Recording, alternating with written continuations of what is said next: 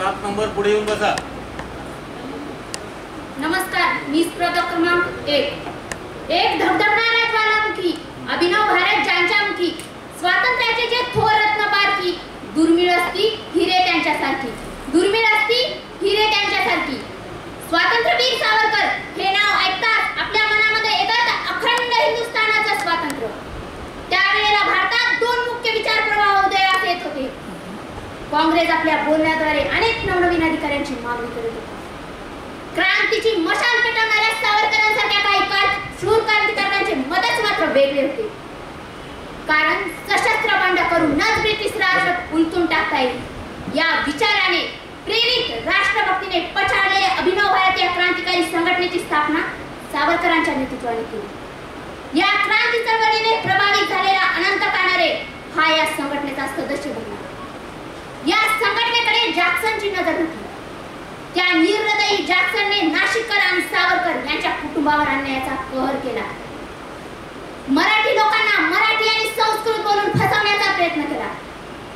या गोष्टीमुळे कोणाच्या तरी छातीत आग होणे निश्चितच होतं. अनेकांच्या मनात ठिणग्या पेटत होत्या.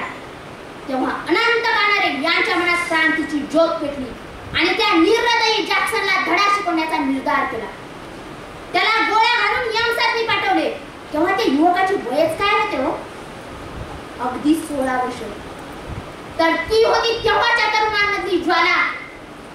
आताचे 16 वर्षाचे तरुण तर एखाद्या क्षुल्लक व्यक्तीसाठी चंद्र, सूर्य, तारे यांच्या शक्ती घेतात.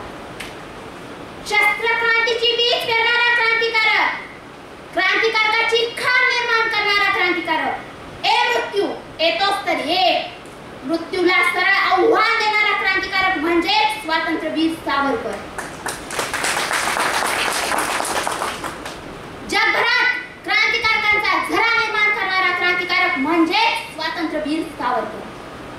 यांच्यापासून प्रेरित होऊन मौज मजा ऐशोआरामात जीवन जगणारा मदनलाल धिंगरा. जगभरात अजिंक्यतेचा तोरा मिळवणाऱ्या एका उच्च ब्रिटिश अधिकाऱ्याचा वध केला. जगभरात भारतीय गोऱ्यांना धडा शिकू शकतो हा संदेश दिला. या गोष्टीचा आम्हाला भरपूर अभिमान झाला आणि आज बी आहे. कारण या आधी आम्ही ब्रिटिशांच्या लंकेमध्ये जाऊन कोण्या गोऱ्या रावणाला मारलंच नव्हतं. आता मारलं. याचं धाडस जातं केवळ आणि केवळ धिंगराजींकडे. धिंगराजीला हे धाडस मिळालं सावरकरांकडून. धिंगराजी म्हणतात, मी एक हिंदू म्हणून माझी अशी भावना आहे की माझ्या देशाचा अपमान हा परमेश्वराचा अपमान, असे त्यांचे म्हणणे होते. आणि आपले काय म्हणणे? आपण असं म्हणणं तर दूर, याचा विचार सुद्धा करू शकत नाही. आज घडीला आपल्याला स्वातंत्र्य मिळालेलं आहे. स्वातंत्र्य मिळालेलं आहे म्हणून त्या महान हुतात्म्यांसारखी आपल्याला आपल्या प्राणाची आहुती द्यायची नाही. आपल्या देशाला आपण विकसित देश म्हणून पुढे नेण्याचा प्रयत्न केला पाहिजे. प्रयत्न करतात, सर्वच जण प्रयत्न करतात. कोणी जहाल पद्धतीने करतात तर कोणी मवाळ पद्धतीने करतात. पण मवाळ पद्धतीने एवढं पण मवाळ नाही व्हायचं की काठीचा उपयोग केवळ आणि केवळ चालताना आधार म्हणून नाही तर लढाईमध्ये लढताना केला पाहिजे, जसा सावरकरांनी केला. सावरकरांनी काठीचा उपयोग लढाईमध्ये लढताना केला म्हणूनच तर आज आपल्याला स्वातंत्र्य मिळालं. जर त्यांनी काठीचा उपयोग चालताना आधार म्हणून केला असला तर आज आपल्याला स्वातंत्र्यच मिळालं नसतं. सावरकरांनी 1857 स्वातंत्र्य समर हा ग्रंथ लिहिला. या ग्रंथातून अनेक क्रांतिकारकांनी प्रेरणा घेतली. हा ग्रंथ क्रांतिकारकांसाठी दिशा ठरला. तेव्हा भगतसिंगांना पण वाटले आपण पण आपल्या भारत मातेसाठी काहीतरी केलं पाहिजे. इंग्रजी अधिकाऱ्याच्या लाठी मारात घायल लालाजींची अवस्था पाहून त्यांचा राग अनावर झाला. त्यांनी पोलीस सुप्रिटेंडेंट स्टॉक एका उच्च इंग्रज अधिकाऱ्याला मारण्याचा कट रचला. हे कट रचला म्हणून त्यांना अटक झाली नाही, पण काही दिवसानंतर त्यांनी असेंब्लीत बॉम्ब टाकला. बॉम्ब टाकण्यामागचा उद्देश त्यांना ब्रिटिशांची जीवितहानी करणे मुळीच नव्हता. त्यांना त्यांच्या खऱ्या परिस्थितीची जाणीव व्हावी हा त्यामागचा उद्देश होता. बॉम्ब टाकल्यावर ते आणि त्यांचे साथीदार तिथून पळ काढू शकले असते, पण ते पळाले नाही. स्वतःहून पोलिसांच्या स्वाधीन झाले. हीच तर होती सावरकरांची शिकवण. सावरकर म्हणतात, मी समुद्रात टाकलेली उडी लोकांनी विसरले तरी चालतील, पण माझ्या सामाजिक कार्याला आणि माझ्या संस्कारांना लोकांनी विसरले नाही पाहिजे.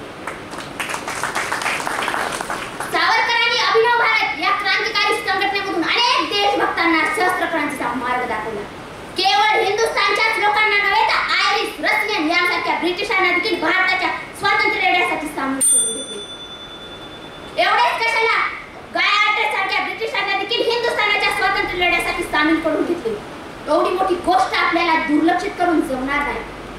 आबा देरेकरांसारख्या कवींना स्वातंत्र्यावर कविता लिहिण्यास प्रोत्साहन दिले। या माध्यमातून अनेक देशभक्त जागृत झाले। सावरकरांचा एवढा उच्च विचार आपल्याला समजून घ्यावा लागेल। परंतु आजही काही स्वार्थी राजकारणातील लोक हिंदुस्थानाला तडा जावं यासाठी प्रयत्नशील आहेत। सावरकरांवरती दयावी, माफीवीर म्हणून अशा वाचाळ टीका करीत आहेत। म्हणून मला म्हणावंसं वाटतं, जिस पर मुझे गर्वित होना था, अरे जिस पर मुझे गर्वित होना था वो एहसास कलंकित कर डाला। खुद मधुबन ने अपना ही मधुमास कलंकित कर डाला। सावरकर का उजाला चेहरा, अरे सावरकर का उजाला चेहरा ये दुनिया देख न पाए, इसलिए कुछ लोगों ने इतिहास को ही कलंकित कर डाला, इतिहास को ही कलंकित कर डाला। परंतु सावरकरांसारख्या तेज पुंजाला, सूर्यपुत्राला कुणी कितीही जरी झाकण्याचा प्रयत्न केला तरी जोपर्यंत सूर्य, चंद्र, तारे तोपर्यंत त्यांचे विचार जिवंतच राहतील। म्हणून मी सर्वांना अशी विनंती करते, जर आपल्याला आपल्या देशासाठी काही करायचं असेल तर सावरकरांचे आचार, विचार समजून घेऊन आपण प्रयत्न केले पाहिजे। धन्यवाद। जय हिंद, जय महाराष्ट्र।